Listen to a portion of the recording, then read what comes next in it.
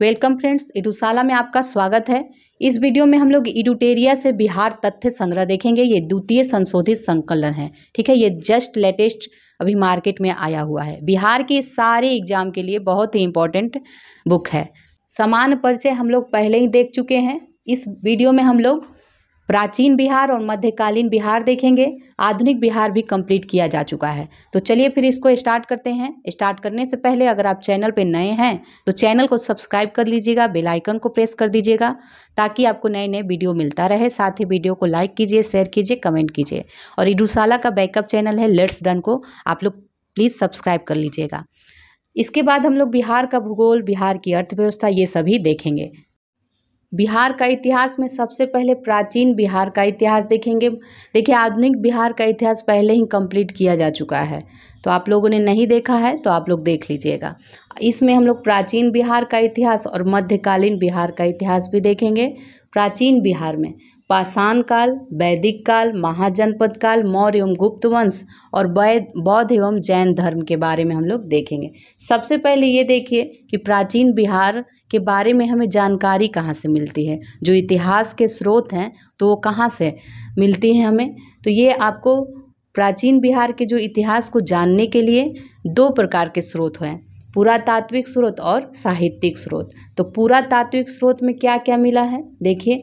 पूर्व ऐतिहासिक युग के लिए मुंगेर, चिरांद जो सारण में है, चेचर वैशाली में, मनेर पटना में, सोनपुर सारण से हमें क्या मिला है, ताम्र प्रस्तर वस्तुएं और मृदभांड प्राप्त हुए हैं, ठीक है।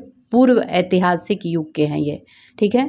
मौर्यकालीन अभिलेख में मिला है लौरिया नंदनगढ़, लौरिया अरेराज, रामपुरवा आदि स्थानों से हमें मौर्यकालीन अभिलेख प्राप्त हुए हैं। बराबर की गुफाएं राजगीर, नालंदा, पाटलिपुत्र, विक्रमशिला से स्मारक प्राप्त हुए हैं। खुदाई से हमें सिक्के, मनके और मूर्तियां आदि प्रमुख पुरातात्विक स्रोत मिले हैं। तो ये सारे पुरातात्विक स्रोत हैं जिसके आधार पे हम लोग बिहार के प्राचीन इतिहास के बारे में जानते हैं। साहित्यिक स्रोत में क्या है, साहित्यिक स्रोत में रामायण, महाभारत, पुराण, बौद्ध रचनाएं जो है अंगुत्तर निकाय और दीर्घ निकाय, विनय पिटक, जैन रचनाएं में भगवती सूत्र है आदि ये प्रमुख साहित्यिक स्रोत प्राप्त हुए हैं जिससे हम बिहार का इतिहास के बारे में जानते हैं। इसके अतिरिक्त यात्रियों के विवरण हैं, जैसे मेगास्थनीज आया था, इंडिका लिखा है उसने, फाहियान, इत्सिंग, वेनसांग की यात्रा वृत्तांत जो हैं इससे भी मिलते हैं। कौटिल्य का अर्थशास्त्र एवं स्थानीय लेखकों के विवरण से प्राचीन बिहार के इतिहास की विस्तृत जानकारी हमें मिलती है। सबसे पहले हम लोग देखेंगे पाषाण काल। पाषाण काल में पूरा पाषाण काल, मध्य पाषाण काल और नव पाषाण काल आता है। तो पूरा पाषाण काल में क्या था, इस काल में मानव जो थे आखेटक थे, आखेटक एवं खाद्य संग्राहक थे, ठीक है। मानव शिकार करते थे और खाद्य को संग्रह करते थे। दक्षिण बिहार में मुंगेर एवं नालंदा से बड़े और खुरदरे पत्थर के कुल्हाड़ी, चाकू, खुरपी आदि प्राप्त हुए हैं। तो ये सारे मिले हैं। ये अवशेष जो है लगभग 1 लाख ईसा पूर्व के हैं। मध्य पाषाण काल में, इस काल में मानव आखेटक भी था, खाद्य संग्राहक भी था और पशुपालक भी बन गया था। तो मानव द्वारा पहला जो पालतू पशु था उस कुत्ता को बनाया गया था। दक्षिण बिहार में मुंगेर से छोटे आकार के तेज धार वाले औजार प्राप्त हुए हैं। तो मुंगेर से मध्य पाषाण काल के हमें प्राप्त होते हैं। ये अवशेष जो है लगभग 40,000 से 10,000 ईसा पूर्व के हैं। नव पाषाण काल में देखिए, तो इस काल में मानव जो है खाद्य उत्पादक हो गया था और मानव बस्तियों में निवास करने लगा था। नव पाषाण काल के अवशेष बिहार के मैदानी भागों से प्राप्त हुए हैं। चिरांद जो सारण में है, चेचर वैशाली, मनेर पटना और सनुआर रोहतास में है, इन सब जगहों से पत्थर एवं हड्डियों के औजार प्राप्त हुए हैं। कैमूर की पहाड़ियाँ, नवादा और जमुई से हमें गुफा चित्र भी प्राप्त हुए हैं। ये अवशेष लगभग 2500 ईसा पूर्व के हैं। ताम्रपाषाण काल में, ताम्रपाषाण काल के समय चिरांद, सोनपुर, टाराडी, चेचर, मनेर, सनुआर आदि से हमें ताम्रपाषाण काल के अवशेष मिले हैं। इस काल में पत्थर के औजार के अतिरिक्त ताम्र उपयोग के प्रमाण मिले हैं। ये अवशेष लगभग 1000 ईसा पूर्व के हैं। अब आइए वैदिक काल में। तो आर्यों द्वारा स्थापित सभ्यता को वैदिक सभ्यता कहा गया, क्योंकि इस सभ्यता का इतिहास वेदों पर आधारित था। वैदिक सभ्यता को दो भागों में विभाजित किया गया है, एक पूर्व वैदिक काल और एक उत्तर वैदिक काल। तो जो पूर्व वैदिक काल था ये 1500 से 1000 ईसा पूर्व के बीच रहा, और जो उत्तर वैदिक काल था ये 1000 से 600 ईसा पूर्व के बीच रहा। पूर्व वैदिक काल या इसको ऋग्वैदिक सभ्यता कहते हैं। तो इसका विस्तार जो है बिहार क्षेत्र में नहीं था। तो पूर्व वैदिक या ऋग्वैदिक सभ्यता का जो विस्तार था वो बिहार में नहीं था। उत्तर वैदिक काल में आर्यों का विस्तार गंडक नदी के तट तक बिहार के क्षेत्र में हुआ था, गंडक तक। बिहार के भौगोलिक क्षेत्र की प्रथम चर्चा हमें सतपथ ब्राह्मण, ठीक है, सतपथ ब्राह्मण से मिलती है। ये लगभग 800 ईसा पूर्व की रचना है। इसमें बिहार की चर्चा विदेह के रूप में की गई है, जो तिरहुत मिथिला क्षेत्र को दर्शाता है। तो जो तिरहुत मिथिला का क्षेत्र है इसे ही विदेह के रूप में जाना जाता है। ऋग्वेद में बिहार को कीकट एवं व्रात शब्द से संबोधित किया गया है, और वाराह पुराण में कीकट को अपवित्र प्रदेश कहा गया है। वाराह पुराण में ऋग्वेद में कीकट और वात कहा गया है। महाजनपद काल आइए। तो 6ठी शताब्दी ईसा पूर्व में अंगुत्तर निकाय एवं भगवती सूत्र से 16 महाजनपदों की हमें जानकारी प्राप्त होती है। 16 महाजनपद में 3 महाजनपद, ठीक है, 3 महाजनपद का विस्तार क्षेत्र बिहार में था। ये कौन कौन था? तो वज्जी या लिच्छवी कह लीजिए, ये वैशाली मुजफ्फरपुर क्षेत्र में था। मगध पटना गया नालंदा क्षेत्र में था।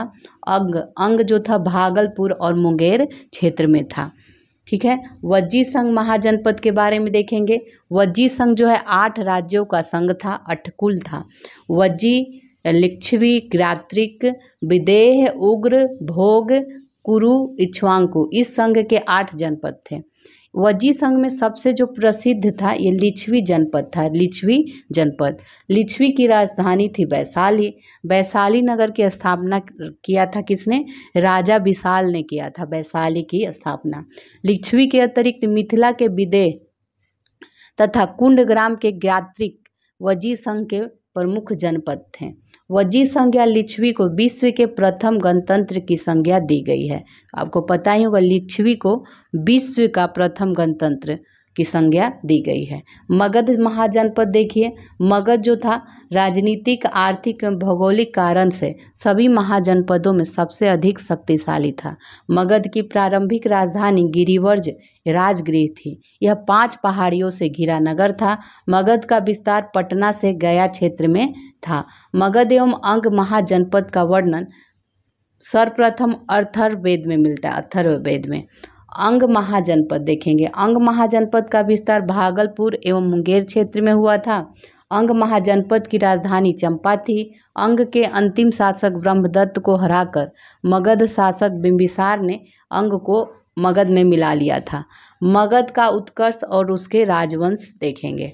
तो मगध के उत्कर्ष, मगध की स्थापना देखिए बृहदत्त ने किया था। बृहदत्त का पुत्र हुआ जरासंध, इस वंश का सबसे प्रसिद्ध शासक था। जरासंध को भीम ने द्वंद्व युद्ध में पराजित कर दिया और उसका वध कर दिया। इसका वर्णन हमें महाभारत में मिलता है। महाभारत में मगध की प्रारंभिक राजधानी राजगीर जो थी ये 5 पहाड़ियों से घिरा एक सुरक्षित क्षेत्र था। मगध उर्वर भूमि, नदियों की उपलब्धता, खनिज एवं वन संसाधन की उपलब्धता के कारण आर्थिक रूप से संपन्न क्षेत्र था। बृहदत्त वंश का अंतिम शासक रिपुंजय था। अब हर्यक वंश देखेंगे 544 से 412 ईसा पूर्व। तो इस वंश की स्थापना बिंबिसार ने 544 ईसा पूर्व में किया था। बिंबिसार को मगध का वास्तविक संस्थापक माना जाता है। बिंबिसार ने विवाह नीति द्वारा साम्राज्य विस्तार को प्रश्रय दिया था। उसकी पहली पत्नी कौशल देवी जो थी, कौशल की राजकुमारी थी। इस विवाह से उसे दहेज या उपहार में काशी का क्षेत्र प्राप्त हुआ था। उसकी दूसरी पत्नी चेलना थी और ये लिच्छवी के राजा चेटक की पुत्री थी। उसकी तीसरी पत्नी जो थी क्षेमा थी, पंजाब के मद्र की राजकुमारी ये थी। बिंबिसार ने अवंती के शासक चंड प्रदोत के साथ मैत्री संबंध बनाया। बिंबिसार ने चंड प्रद्योत के उपचार के लिए राजवैद्य जीवक को भेजा था। बिंबिसार की हत्या 492 ईस्वी ईसा पूर्व में उसके पुत्र अजातशत्रु ने कर दी। फिर अजातशत्रु बनता है राजा, 492 से 460 ईसा पूर्व तक रहा।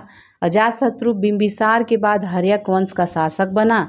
उसका वास्तविक नाम कुनिक था।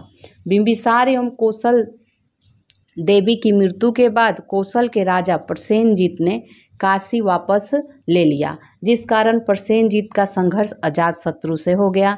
अंततः अजातशत्रु ने प्रसेनजीत को पराजित कर काशी पर अधिकार कर लिया। तो ये बाद में, अब देखिए, बाद में अजातशत्रु का विवाह प्रसेनजीत की पुत्री वाजिरा से हो गया। अजातशत्रु ने वज्जी संघ एवं मल्लों को पराजित किया। अजातशत्रु प्रारंभ में जैन धर्म को मानता था, बाद में उसने बौद्ध धर्म को अपना लिया। अजातशत्रु ने 483 ईसा पूर्व में राजगीर की सप्तपर्णी गुफा में प्रथम बौद्ध संगीति का आयोजन किया। सिंघल अनुश्रुति के अनुसार 460 ईसा पूर्व में उदयन ने अपने पिता अजातशत्रु की हत्या कर दी। उदयन या उदयन ने अपनी राजधानी राजगीर से पाटलिपुत्र स्थानांतरित कर दिया। ठीक है, गंगा, सोन एवं गंडक के संगम तट पर ये पाटलिपुत्र स्थित था। उदयन के 3 पुत्र थे, अनिरुद्ध, मुंडक और नागदशक। नागदशक जो है इस वंश का अंतिम शासक था। शिशुनाग वंश अब आएगा 412 से 344 ईसा पूर्व। शिशुनाग ने हर्यक वंश की जगह शिशुनाग वंश की स्थापना की। शिशुनाग ने वैशाली को राजधानी बनाया। शिशुनाग ने अवंती के राजा अवंती वर्धन को पराजित कर अवंती को मगध में मिला लिया। ठीक है, शिशुनाग ने। इसके अतिरिक्त शिशुनाग ने वत्स एवं कौशाम्बी को भी मगध में शामिल कर लिया। 394 ईसा पूर्व में शिशुनाग की मृत्यु के बाद कालाशोक मगध का शासक बना। पुराणों में उसे काकवर्ण कहा गया है, काकवर्ण। कालाशोक के समय मगध की राजधानी पुनः पाटलिपुत्र हो गई। कालाशोक ने 383 ईसा पूर्व में वैशाली में द्वितीय बौद्ध संगीति का आयोजन कराया। कालाशोक की मृत्यु के बाद उसके 10 पुत्रों ने शासन चलाया। शिशुनाग वंश का अंतिम शासक नंदीवर्धन था। नंद वंश देखेंगे 344 से 321 ईसा पूर्व। महापद्मनंद ने 344 ईसा पूर्व में शिशुनाग वंश को समाप्त कर नंद वंश की स्थापना की। महापद्मनंद ने एक राट एवं अथवा एक छत्र की उपाधि धारण की। पाली ग्रंथों में महापद्मनंद को कहा जाता है उग्रसेन कहा जाता है। पाली ग्रंथों में, पुराणों में उसे परशुराम का दूसरा अवतार बताया गया है। महापद्मनंद ने पांचाल, इक्ष्वाकु, काशी, अस्मक, कलिंग, मैथिल आदि राज्य को पराजित कर मगध राज साम्राज्य का विस्तार किया था।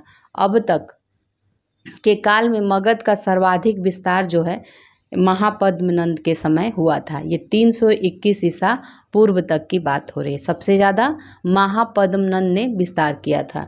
व्याकरण के महान विद्वान पाणिनि जो है महापद्मनंद के समकालीन थे।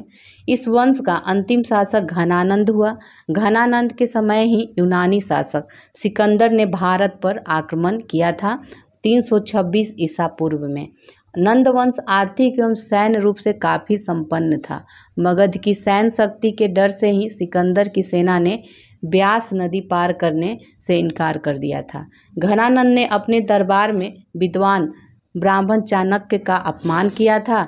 चाणक्य ने चंद्रगुप्त मौर्य की सहायता से घनानंद की हत्या करवा दी। नंद वंश के पतन के बाद चंद्रगुप्त मौर्य के नेतृत्व में मौर्य वंश की स्थापना हुई। अब देखेंगे मौर्य वंश 321 से 184 ईसा पूर्व। चंद्रगुप्त मौर्य 321 से 298 ईसा पूर्व के बीच रहा। इसमें जस्टिन एवं स्ट्रैबो ने चंद्रगुप्त मौर्य को सेंड्रोकोट्स कहा है, जिसकी पुष्टि विलियम जोन्स ने भी किया है। प्लूटार्क एवं एरियन ने चंद्रगुप्त मौर्य को एंड्रोकोट्स के रूप में चिन्हित किया है। चंद्रगुप्त मौर्य के गुरु चाणक्य कौटिल्य थे। उन्हीं की सहायता से चंद्रगुप्त ने 321 ईसा पूर्व में मौर्य वंश की स्थापना की। चंद्रगुप्त मौर्य ने 305 ईसा पूर्व में सिकंदर के उत्तराधिकारी सेल्यूकस निकेटर के साथ युद्ध किया। युद्ध पश्चात हुई संधि में चंद्रगुप्त को काबुल, कंधार, मकरान एवं हेरात का क्षेत्र प्राप्त हुआ। बदले में चंद्रगुप्त ने सेल्यूकस को 500 हाथी उपहार में दिए। युद्ध पश्चात चंद्रगुप्त मौर्य का विवाह यूनानी राजकुमारी हेलन कार्नेलिया से हुआ। सेल्यूकस की ये पुत्री थी। सेल्यूकस ने चंद्रगुप्त मौर्य के दरबार में राजदूत मेगास्थनीज को भेजा। मेगास्थनीज ने इंडिका की रचना की। चंद्रगुप्त मौर्य के साम्राज्य का विस्तार उत्तर में हिंदू कुश पर्वत, ईरान तक, दक्षिण में कर्नाटक तक तथा पश्चिम में सौराष्ट्र तक विस्तृत था।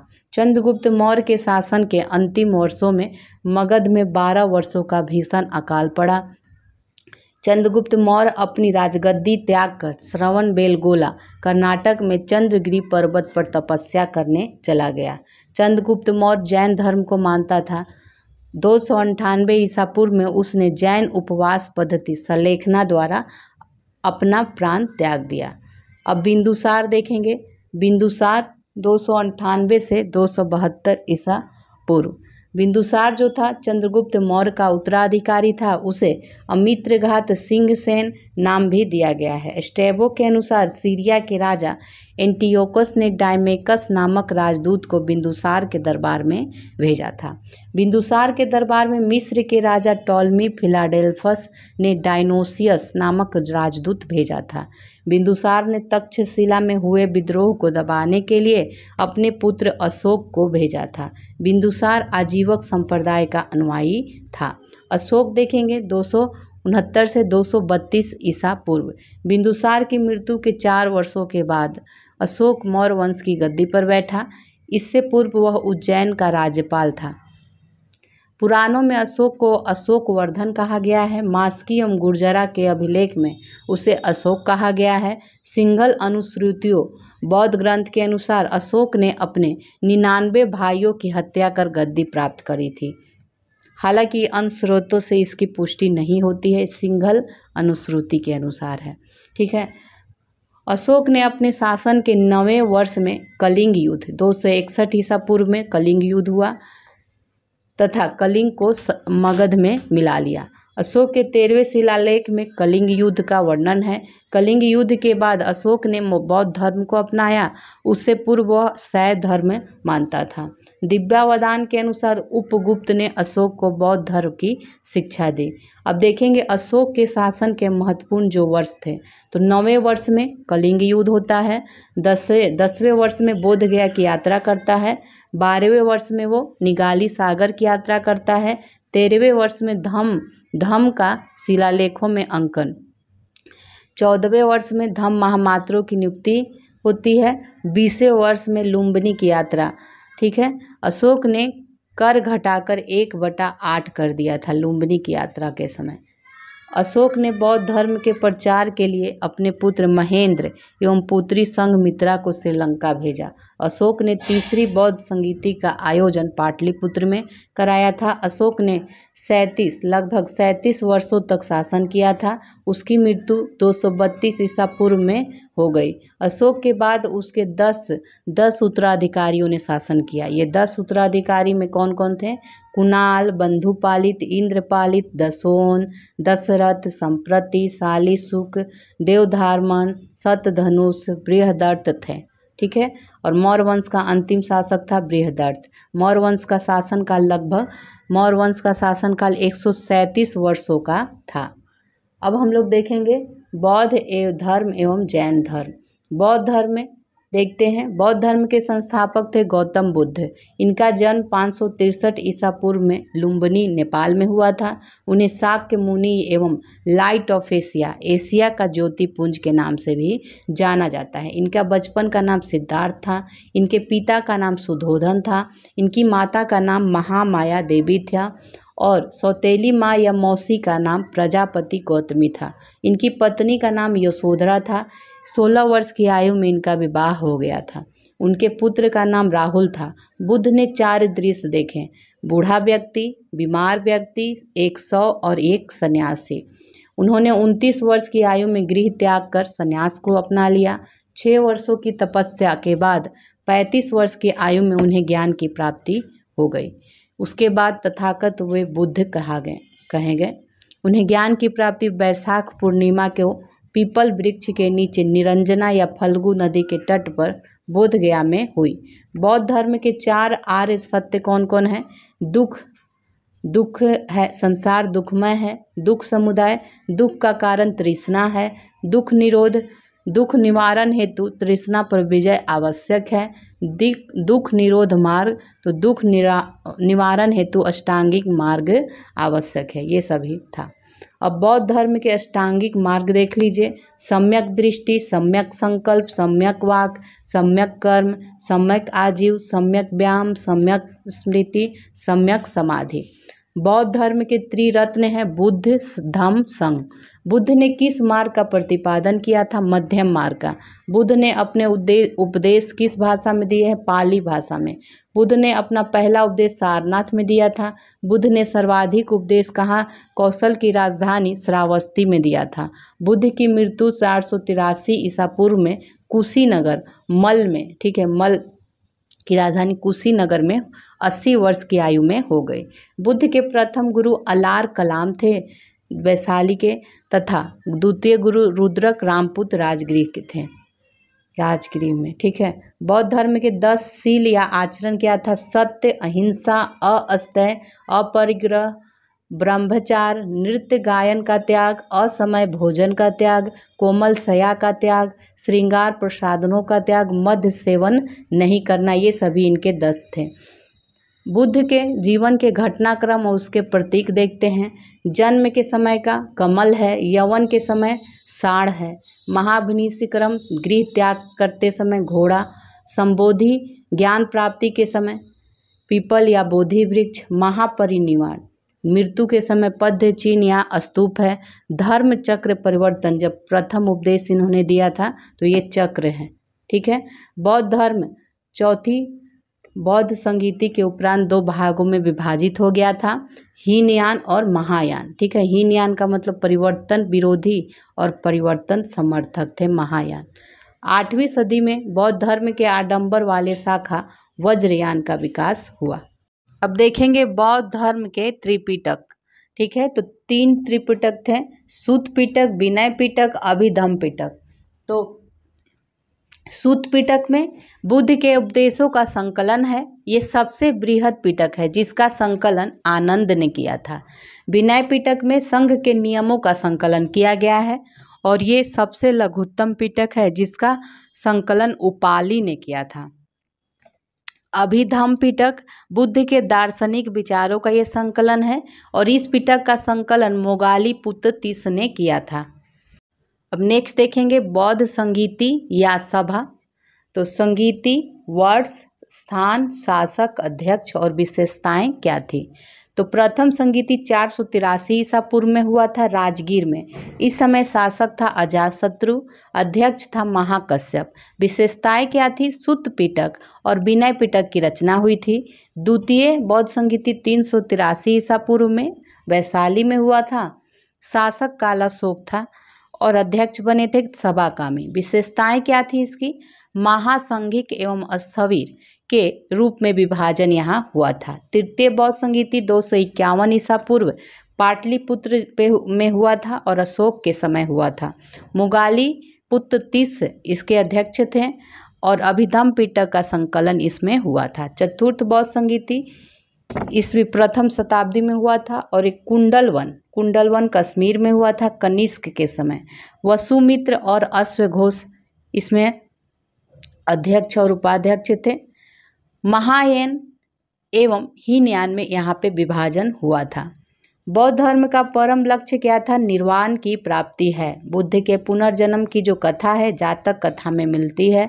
चैत्य क्या था? बौद्ध धर्म का पूजा घर था। स्तूप क्या था? ये बौद्ध धर्म के पवित्र अवशेषों का संग्रहण स्थल था। विहार क्या था?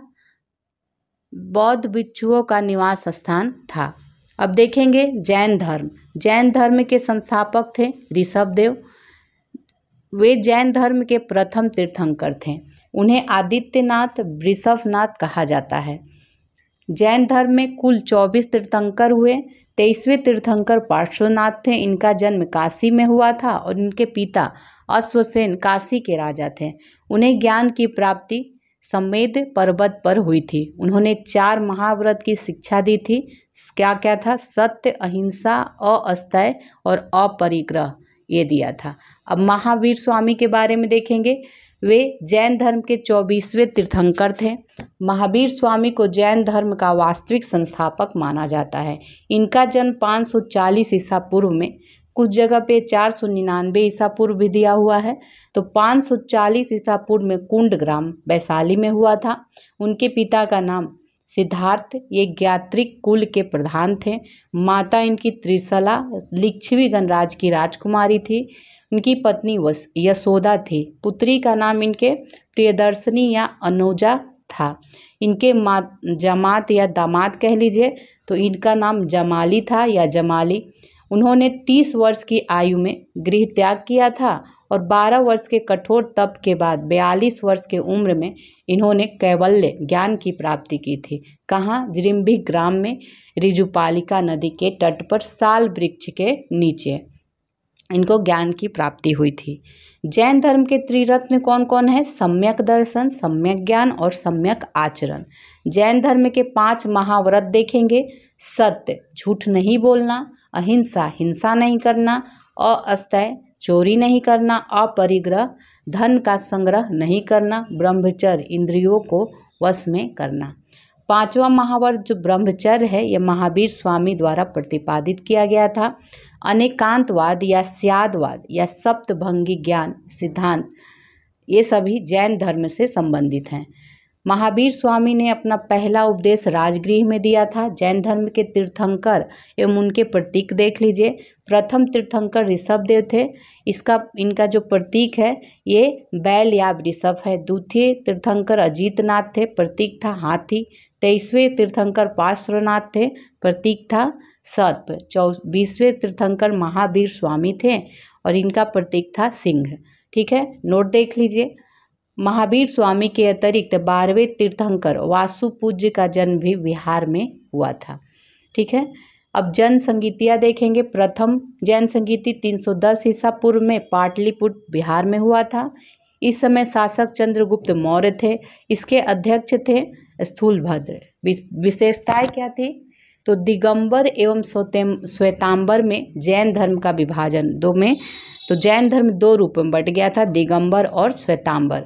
जैन धर्म के 12 अंगों का इसमें संकलन किया गया था। द्वितीय बौद्ध संगीति जैन संगीति की बात हो रही है ना, तो द्वितीय जैन संगीति 512 ईस्वी में वल्लभी गुजरात में हुआ था और अध्यक्ष थे देवर्धि शर्मा क्षमा श्रवण। ठीक है, जैन ग्रंथों का अंतिम संकलन इसमें हुआ था। महावीर स्वामी की मृत्यु 468 ईसा पूर्व में 72 वर्ष की आयु में पावापुरी में हुआ था। जैन धर्म का विभाजन प्रथम जैन संगीति में श्वेतांबर एवं दिगंबर के रूप में हो गया। दिगंबर भद्रबाहु ने नेतृत्व प्रदान किया था। तो दिगंबर जो था इसका जो नेतृत्व किया था ये भद्रबाहु ने। इसमें परिवर्तन को स्वीकार नहीं किया गया और पूर्ण नग्नता एवं कठोरता को अपनाया गया दिगंबर में। और श्वेतांबर में क्या था? स्थूलभद्र ने नेतृत्व किया था। इसमें परिवर्तन को स्वीकार किया गया। इसमें श्वेत वस्त्र पहनने की परंपरा थी तथा यह दिगंबर की तुलना में कम कठोर था। शुंग वंश अब देखेंगे। मौर्य वंश के अंतिम शासक बृहदर्थ की हत्या कर पुष्यमित्र शुंग ने 185 ईसा पूर्व में शुंग वंश की स्थापना की। पुष्यमित्र शुंग ब्राह्मण था, वह बृहदर्थ का सेनापति था। पुष्यमित्र ने सेनानी की उपाधि धारण की थी और उसने यवनों के आक्रमण को विफल किया था। पुष्यमित्र ने 2 अश्वमेघ यज्ञ किए थे। इसमें पुरोहित पतंजलि थे। पुष्यमित्र की मृत्यु के बाद उसका पुत्र अग्निमित्र 148 ईसा पूर्व में राजा बना और कालिदास के नाटक मालविका अग्निमित्रम में अग्निमित्र और मालविका का वर्णन है। इस वंश का अंतिम शासक कौन था? देवभूति था। अब कर्ण वंश देखेंगे। कर्ण वंश की स्थापना वसुमित्र ने देवभूति की हत्या करके की थी। वसुमित्र शुंगों के अमात्य या मंत्री था। कर्ण वंश भी ब्राह्मण वंश था। इस वंश का अंतिम शासक सुशर्मा था। सातवाहन वंश के संस्थापक सिमुक ने सुशर्मा की हत्या कर कर्ण वंश का अंत कर दिया। अब कुषाण वंश देख लीजिए। भारत आने वाले विदेशियों में कुषाण सबसे अंतिम थे। विदेशियों के आने का जो क्रम था, पहले हिंद आए, हिंद यूनानी, फिर शक, फिर पल्लव, फिर कुषाण। कुषाण सबसे लास्ट वाले थे। कुषाण चीन के यूची या तोखरी जाति से संबंधित हैं। कुषाण वंश के संस्थापक कुजुल कटफिसेस थे। इस वंश का सबसे प्रमुख शासक कनिष्क था। कुषाण वंश की राजधानी पुरुषपुर या पेशावर एवं मथुरा थी। अश्वघोष जिन्होंने बुद्ध चरित्र की रचना की, इनको कनिष्क ने पाटलिपुत्र से विजित किया था। कनिष्क के समय गांधार एवं मथुरा कला का विकास हुआ था। कनिष्क ने चौथी बौद्ध संगीति का आयोजन कुंडलवन कश्मीर में कराया था। कनिष्क ने 78 ईस्वी में राजा बनने के अवसर पर शक संवत चलवाया था। कनिष्क के समय सिल्क मार्ग पर कुषाणों का आधिपत्य था। अब देखेंगे गुप्त वंश। गुप्त वंश की स्थापना श्री गुप्त ने की थी 240 से 280 के बीच। श्री गुप्त का उत्तराधिकारी घटोत्कच गुप्त जो है था। यह प्रथम गुप्त शासक था जिसने महाराजा की उपाधि धारण की थी। चंद्रगुप्त प्रथम अब आएंगे 320 ईस्वी से 335 तक।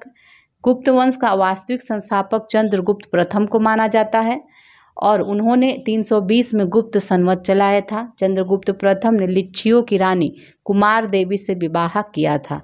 वह प्रथम गुप्त शासक था जिसने महाराजधिराज की उपाधि धारण की थी। समुद्रगुप्त 335 से 375 तक। इतिहासकार स्मिथ ने समुद्रगुप्त को भारत का नेपोलियन कहकर संबोधित किया है। समुद्रगुप्त ने परक्रमांक, अप्रतिरथ आदि की उपाधि धारण की थी। समुद्रगुप्त के अभियानों की चर्चा हरिसेन द्वारा रचित प्रयाग प्रशस्ति से मिलती है। उसने उत्तरापंथ के 9 राजाओं तथा दक्षिणापथ के 12 राजाओं को विजित किया था। समुद्रगुप्त को कविराज भी कहा जाता है। समुद्रगुप्त को उसके सिक्के पर बीना बजाते हुए दिखाया गया है। समुद्रगुप्त का दरबारी कवि हरिसेन था। समुद्रगुप्त वैष्णव धर्म को मानता था।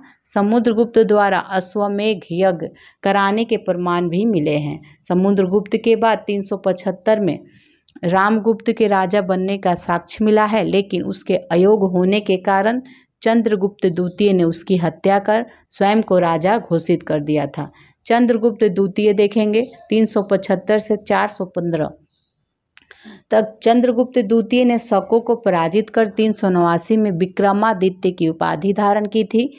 चंद्रगुप्त द्वितीय ने देवगुप्त, देवराज, देवश्री आदि की उपाधि भी धारण की थी। चंद्रगुप्त द्वितीय ने ध्रुव देवी एवं कुबेर नाग से विवाह किया था। कुबेर नाग से उत्पन्न पुत्री प्रभावती गुप्त का विवाह वकाटक नरेश रुद्रसेन द्वितीय के साथ हुआ था। रुद्रसेन की मृत्यु के बाद प्रभावती ने अपने अल्पवयस्क पुत्रों के संरक्षिका के रूप में शासन किया था। उस दौरान प्रभावती ने चंद्रगुप्त द्वितीय की सहायता से गुजरात और काठियावाड़ पर विजय प्राप्त की थी। चीनी यात्री फाहियान ये चंद्रगुप्त द्वितीय के समय भारत आया था। फाहियान भारत में 14 वर्षों तक रहा, 399 से 414 ईस्वी तक। चंद्रगुप्त द्वितीय को मेहरौली लौह स्तंभ में चंद्र नाम से संबोधित किया गया है। मेहरौली लौह स्तंभ चंद्रगुप्त द्वितीय का माना जाता है। चंद्रगुप्त द्वितीय के 9 रत्न थे: कालिदास, धन्वंतरी, अमर सिंह, वराह मिहिर, शंकु, बेताल भट्ट, घटकरपर, छपनक, भरूच ये सभी थे। अब देखेंगे कुमार गुप्त प्रथम 415 से 55 तक रहा। चंद्रगुप्त द्वितीय एवं ध्रुव देवी का पुत्र कुमार गुप्त प्रथम 415 में शासक बना। नालंदा विश्वविद्यालय की स्थापना कुमार गुप्त के समय हुई है और गुप्त काल में नालंदा विश्वविद्यालय शिक्षा का प्रमुख केंद्र था। बाद में यह बौद्ध धर्म के शिक्षा का सबसे प्रमुख केंद्र बना। स्कंदगुप्त 455 से 467 तक रहा। मध्य एशिया के बर्बर जाति हुनों का आक्रमण स्कंदगुप्त के समय हुआ।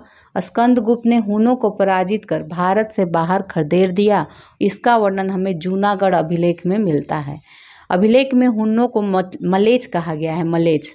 स्कंदगुप्त ने चंद्रगुप्त मौर्य द्वारा निर्मित सुदर्शन झील का पुनरुद्धार करवाया था। स्कंदगुप्त ने शक्रादित्य की उपाधि धारण की। गुप्त वंश का अंतिम शासक विष्णुगुप्त था। गुप्त वंश के साथ मगध वंश का अंत हो गया। इतिहासकार V.A. स्मिथ ने सांस्कृतिक उपलब्धियों के कारण गुप्त काल को स्वर्णयुग की संज्ञा दी। पाल वंश देखेंगे। पाल वंश की स्थापना गोपाल ने 750 ईस्वी में की थी। गोपाल ने उदंतपुरी विश्वविद्यालय की स्थापना बिहार शरीफ में की। इस वंश का सबसे प्रमुख शासक धर्मपाल था। धर्मपाल ने विक्रमशिला विश्वविद्यालय की स्थापना की।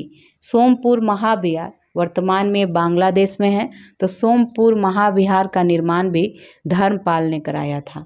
धर्मपाल ने त्रिपक्षीय संघर्ष में प्रतिहारों एवं राष्ट्रकूटों से संघर्ष किया था। धर्मपाल प्रतिहार शासक वत्सराज से पराजित हुआ था। बाद में धर्मपाल ने राष्ट्रकूट शासक ध्रुव और प्रतिहार शासक वत्सराज को पराजित किया था। उसने कुछ समय के लिए कन्नौज पर अधिकार भी किया था। धर्मपाल ने उत्तरापथ स्वामी की उपाधि धारण की थी। धर्मपाल के बाद उसका पुत्र देवपाल 810 ईस्वी में शासक बना। देवपाल ने मुंगेर को अपनी राजधानी बनाया था। देवपाल ने जावा इंडोनेशिया के शैलेंद्र वंशी शासक बालपुत्र देव को नालंदा में विहार बनाने के लिए 5 गांव दान में दिए थे। देवपाल के बाद विग्रहपाल, महीपाल, रामपाल आदि ने शासन किया। पालकालीन कांसे की मूर्तियां अपनी कलात्मकता के लिए काफ़ी प्रसिद्ध थी। धीमन एवं बीटपाल इस कला के प्रवर्तक माने जाते हैं। प्राचीन बिहार इतिहास के विभिन्न वंश शासक एवं उसकी राजधानी तो देखेंगे। बृहदर्थ की राजधानी गिरिवर्ज या राजगीर थी। मगध की प्रथम राजधानी थी। बिंबिसार का गिरिवर्ज या राजवीर, उदयन का पाटलिपुत्र था। शिशुनाग का वैशाली था। कालाशोक का पाटलिपुत्र था। नंद वंश का पाटलिपुत्र था। मौर्य वंश का पाटलिपुत्र था। कुषाण का पुरुषपुर एवं मथुरा था। गुप्त वंश का पाटलिपुत्र था। पाल वंश का मुंगेर था। अब देखेंगे प्राचीन बिहार इतिहास के प्रमुख साहित्य तो अर्थशास्त्र कौटिल्य ने लिखा है और ये विशेषता क्या है, राज प्रबंधन के लिए प्रसिद्ध था। बुद्ध चरित्र अश्वघोष ने लिखा है। बौद्ध धर्म का यह महाकाव्य है। प्रज्ञा पारमिता नागार्जुन के द्वारा लिखा गया है। इसकी विशेषता है शून्यवाद का सिद्धांत इसमें दिया गया है। CU की वेनसांग के द्वारा भारत का यात्रा विवरण है ये। इंडिका मेगास्थनीज के द्वारा मौर्य साम्राज्य का विवरण है इसमें। मिलिंद पनो नागसेन के द्वारा लिखा गया है। बैक्टीरियन शासक मिनांडर एवं नागसेन के वार्तालाप का संग्रहण है। ललित विस्तार में बुद्ध की लीलाओं का वर्णन है। महावंश में श्रीलंका के राजाओं का वर्णन है। जातक कथाएं बुद्ध के पुनर्जन्म की कहानियों से संबंधित है। अब ये आपका एंशिएंट कंप्लीट हो गया, प्राचीन बिहार। अब देखेंगे मध्यकालीन बिहार का इतिहास। तो मध्यकालीन बिहार में हम लोग तुर्क शासन में बिहार देखेंगे, स्थानीय वंश या कर्नाट वंश, अफगान शासन में बिहार शेरशाह सूरी देखेंगे, सल्तनत काल में बिहार देखेंगे, मुगल काल में बिहार, ये सभी देखेंगे। तुर्क शासन में बिहार में देखेंगे तुर्क शासक बख्तियार खिलजी के बारे में। बिहार के में तुर्क सत्ता की स्थापना का वास्तविक जो श्रेय जाता है ये बख्तियार खिलजी को जाता है। बख्तियार खिलजी कुतुबुद्दीन ऐबक का दास था। बख्तियार खिलजी के आक्रमण के समय बिहार में छोटे छोटे शासकों का शासन था। उत्तर बिहार में कर्नाट वंश का शासन था। बख्तियार खिलजी की पहली महत्वपूर्ण सफलता उदंतपुरी बिहार की विजय थी 1198 में। ये बिहार शरीफ में है। बख्तियार खिलजी ने उदंतपुरी के साथ नालंदा एवं विक्रमशिला विश्वविद्यालय को भी नष्ट कर दिया। इन विश्वविद्यालयों में उसने आग लगवा दी। उसने 1203 से 4 में नदिया बंगाल में पर चढ़ाई किया जो सेन वंश की राजधानी थी। उस समय सेन वंश का शासक लक्ष्मण सेन था। लक्ष्मण सेन जो था बिना लड़े ही डर कर भाग गया था। बख्तियार ने इस क्षेत्र पर अधिकार कर लखनौती की अपनी राजधानी बनाया। बख्तियार की हत्या उसके एक अधिकारी अली मर्दान ने कर दी। उसके शव को बिहार शरीफ के इमादपुर में दफनाया गया। स्थानीय वंश सब देखेंगे कर्नाट वंश, मिथिला के कर्नाट वंश। पाल वंश के पतन के दौर में तिरहुत मिथिला क्षेत्र में कर्नाट वंश का उदय हुआ। कर्नाट वंश का संस्थापक था नान्यदेव। कर्नाट वंश की राजधानी सिमरावगढ़ थी, जो वर्तमान में नेपाल में है। बख्तियार खिलजी के बिहार अभियान के समय कर्नाट शासक नरसिंह देव ने उसे नजराना भेंट देकर सहयोग किया था, क्योंकि कर्नाट वंश का सेन वंश से संघर्ष चलता रहता था। कर्नाट वंश पर तुर्क सेनापति तुगरिल तुगन के अभियान की चर्चा तिब्बती धर्मास्वामी ने की थी। सामान्यतः दिल्ली के सुल्तान के साथ कर्नाट वंश का संबंध नजराना एवं भेंट का था, परंतु गियासुद्दीन तुगलक ने अपने बंगाल अभियान के क्रम में कर्नाट क्षेत्र पर विजय प्राप्त कर लिया। गियासुद्दीन के अभियान के समय कर्नाट वंश का शासक हरि सिंह देव था। हरि सिंह देव समाज सुधारक भी था। हरि सिंह इस वंश का अंतिम शासक था। उसके समय पंजी प्रबंध का विकास हुआ था। अब देखेंगे सल्तनत काल में बिहार। दिल्ली के सुल्तान एवं बंगाल शासकों के बीच निरंतर होने वाले संघर्ष में बिहार लंबे समय तक युद्ध का अखाड़ा बना रहा। इल्तुतमिश दिल्ली सल्तनत का प्रथम सुल्तान था जिसने बिहार पर अभियान किया। उसने 1225 में बंगाल एवं बिहार पर अधिकार कर लिया, परंतु यह अधिकार उसके उत्तराधिकारी के समय खत्म हो गया। तुगलक काल में बिहार पर सुल्तानों का वास्तविक नियंत्रण हुआ। 1324 से 25 में गियासुद्दीन तुगलक ने कर्नाट क्षेत्र पर विजय प्राप्त की। फिरोज शाह तुगलक भी अपने बंगाल अभियान के समय बिहार आया था और पटना और गया से उसके अभिलेख प्राप्त हुए हैं। राजगीर के जैन मंदिर के अभिलेखों में उसके द्वारा अनुदान देने के प्रमाण मिले हैं। तुगलक काल में बिहार की राजधानी बिहार शरीफ थी। उस काल में बिहार शरीफ का नगर बौद्ध धर्म का प्रमुख केंद्र था। तुगलक काल में बिहार के प्रशासकों में सबसे महत्वपूर्ण नाम मलिक इब्राहिम है। सबसे महत्वपूर्ण जो नाम है मलिक इब्राहिम का है, जो मलिक बयां कहलाते थे। इनका मकबरा बिहार शरीफ में पहाड़ी पर स्थित था। 13वीं शताब्दी के मध्य में मिनहाज की रचना तबकाते नासरी में बिहार नाम का उल्लेख मिलता है। अफगान शासन में बिहार देखेंगे। सिकंदर लोदी ने 1495-96 ईस्वी में दरिया खान नुहानी को बिहार में प्रशासक या राज्यपाल नियुक्त किया। इब्राहिम लोदी की मृत्यु के बाद दरिया खान नुहानी का पुत्र बहार खान नुहानी ने स्वतंत्र सत्ता की घोषणा की। दूसरी ओर अफगान शासक महमूद लोदी बाबर से बचने के लिए बिहार आ गया। बाबर ने 1529 में घाघरा के युद्ध में बिहार के इन अफगानों को पराजित कर दिया था। घाघरा युद्ध के बाद बिहार में शेर शाह के नेतृत्व में पुनः अफगानों का उदय हुआ था। शेर शाह सूरी के बारे में देखेंगे। शेर शाह सूरी का जन्म 1486 में हुआ था। उसके पिता का नाम हसन खान था, जो सासाराम का जागीरदार था। शेर शाह के बचपन का नाम फरीद खान था। बहार खान नुहानी ने फरीद खान को शेर खान की उपाधि दी थी। शेर खान ने नुहानियों के पतन के बाद बहार खान की विधवा दिद्दू बेगम से विवाह करके बिहार क्षेत्र को अपने अधीन कर लिया था। शेर खान ने 1534 में सूरजगढ़ की लड़ाई में बंगाल को पराजित कर उस पर अधिकार कर लिया था। 1539 में चौसा के युद्ध में हुमायूं को पराजित कर उसने शेर शाह की उपाधि धारण की। 1540 में कन्नौज बिलग्राम युद्ध में हुमायूं को पराजित कर उसने दिल्ली में सूरवंश की स्थापना की थी। 1541 में शेर शाह ने पटना का दुर्ग बनवाया तथा इस नगर को बिहार की राजधानी बनवाया। इसका वर्णन अब्दुल्लाह के तारीखे दाऊदी में मिलता है। शेर शाह ने 1543 में रायसीन, 1544 में मारवाड़ विजय किया। 1545 में कालिंजर अभियान में गोला फटने से वह घायल हो गया और उसकी मृत्यु हो गई। शेर शाह ने अपने जीवन काल में ही सासाराम में इंडो इस्लामिक स्थापत्य कला पर आधारित मकबरा का निर्माण प्रारंभ करवाया। शेर शाह की मृत्यु के बाद उसके पुत्र इस्लाम शाह ने इसे बनाया। कृत्रिम झील के मध्य स्थित यह इमारत आकार में अष्टकोणीय है एवं लाल बलुआ पत्थर से निर्मित है। ठीक है। शेर शाह ने बिहार में रोहतास किला भी बनवाया। शेर शाह ने जाप्ती प्रणाली चलाई जिसमें भूमि की माप के आधार पर लगान निर्धारण किया जाता था। बाद में इसे अकबर ने भी अपनाया। शेर शाह का शासन सुव्यवस्थित शासन प्रणाली के लिए प्रसिद्ध था। उसने संचार व्यवस्था, डाक व्यवस्था, सैन्य व्यवस्था, राजस्व व्यवस्था में व्यापक सुधार किए। शेर शाह के बाद उसका पुत्र जलाल खान इस्लाम शाह की उपाधि के साथ गद्दी पर बैठा। बाद में सूरवंश 3 भागों में बट गया। 1555 में मच्छीबार एवं सरहिंद के युद्ध में हुमायूं ने सिकंदर सूरी को पराजित कर सूरवंश का अंत कर दिया। अब मुगल काल में बिहार देखेंगे तो शेर शाह की मृत्यु के बाद कुछ वर्षों तक सूरवंश की सत्ता बनी रही, लेकिन 1555-56 में मुगल राज्य की पुनः स्थापना हो गई। दिल्ली में मुगल राज्य की पुनः स्थापना के समय बिहार में ताज खान करारानी के नेतृत्व में एक अफगान राज्य का गठन हुआ।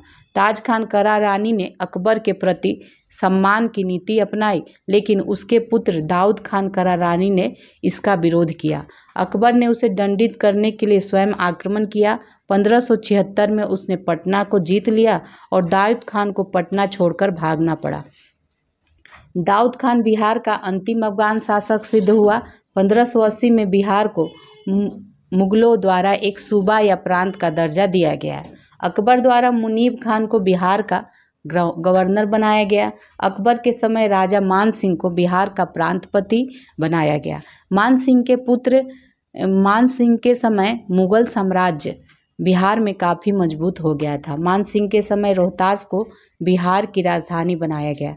जहांगीर के समय छोटा नागपुर के क्षेत्रों पर मुगलों का अधिकार स्थापित हुआ। इस क्षेत्र से मुगलों को हीरा और सोना प्राप्त होता था। जहांगीर ने 1621 में राजकुमार परवेज को बिहार का प्रांतपति बनाया। इसके बाद यह पद केवल राजकुमारों को ही दिया जाने लगा। औरंगजेब ने अपने प्रिय पौत्र है, ठीक है। औरंगजेब ने अपने प्रिय पौत्र राजकुमार अजीम को 1702 ईस्वी में बिहार का प्रांतपति या सूबेदार नियुक्त किया। अजीम ने पटना का नाम अजीमाबाद कर उसका सौंदर्यीकरण कराया। उत्तर मुगल काल के शासक फर्रुखसियर ने 1713 में पटना में अपना औपचारिक राज्याभिषेक कराया। वह पहला मुगल सम्राट था जिसका राज्याभिषेक बिहार में हुआ था। शाह आलम द्वितीय का भी विधिवत राज्याभिषेक 1761 में पटना में हुआ। औरंगजेब की मृत्यु 1707 में हो गई। इसके बाद कमज़ोर होती सत्ता में बिहार बंगाल का भाग बन गया। मुर्शीद कुली खान 1727 तक बिहार, बंगाल, उड़ीसा का सूबेदार रहा। उसके बाद सरफराज खान नवाब बना। अलीवर्दी खान ने गिरिया के युद्ध जो 1740 में हुआ था, गिरिया के युद्ध में सरफराज खान को पराजित कर और बंगाल का नवाब बन गया। उसने मुगल सम्राट को 2 करोड़ रुपए देकर अपनी पद को स्थायी बना दिया। 1756 में अलीवर्दी खान की मृत्यु तक बिहार, बंगाल और उड़ीसा क्षेत्र पर उसका प्रत्यक्ष नियंत्रण रहा। अब सिख धर्म देखेंगे। सिख धर्म और बिहार। सिख धर्म के संस्थापक गुरु नानक देव थे। उन्होंने बिहार में गया, राजगीर, पटना, मुंगेर, भागलपुर आदि की यात्रा की थी। सिख धर्म के 9वें गुरु श्री तेग बहादुर भी सासाराम गया होते हुए पटना आए थे। यहाँ वे अपनी पत्नी गुजरी देवी को छोड़ गए थे जो माँ बनने वाली थी, और यहीं पटना में गुरु गोविंद सिंह का जन्म हुआ था।